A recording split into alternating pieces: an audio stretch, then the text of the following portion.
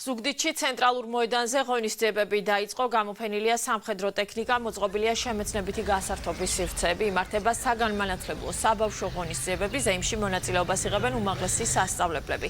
ადგილზე მისულ მოქალაქეებს დახვდებათ ციფრული კლუბი, პლანეტარიუმი, კულინარიული შოუ, თეატრალური პერფორმანსები და სპორტული შეჯიბრებები, ასევე მოსიარულე ორკესტრი და სხვადასხვა მასტერკლასი. ადგილზე წარმოდგენილი იქნება საქართველოს ინოვაციების და ტექნოლოგიების სააგენტო ტექნოპარკ საქართველოს სივრცეც.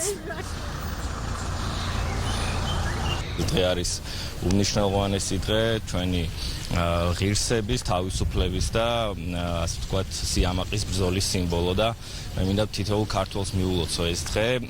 დღეს ზუგდიდში არის ნამდვილი ზეიმი, განათლების, მეცნიერების და ახალგაზრდობის სამინისტრო გეგმავს ძალიან კარგ ღონისძიებებს და ეს ღონისძიებები გათვლილია ნებისმიერი ადამიანისთვის, ნებისმიერი ასაკის ადამიანისთვის. მე ჩვენ ვართ ვეპატიჟებით და ეს ღონისძიებები მოიცავს როგორც გასართობ და შემეცნებით აქტივობებს, ასევე გამოფენებს. კულმინაციური მომენტი კი იქნება, რა თქმა უნდა, გალა კონცერტი. ჩვენი რეგიონიდან სრულიად საქართველოს გილოცავთ დამოუკიდებლობის დღეს 26 მაისი, ჩვენი ეროვნული იდენტობის მრავალსაუკუნიანი კულტურისა და თავისუფლებისკენ სწრაფის გამოხატულება წარმატებებს უსურვებს ჩვენს ქვეყანას და თითოეულ ჩვენს მოქალაქეს.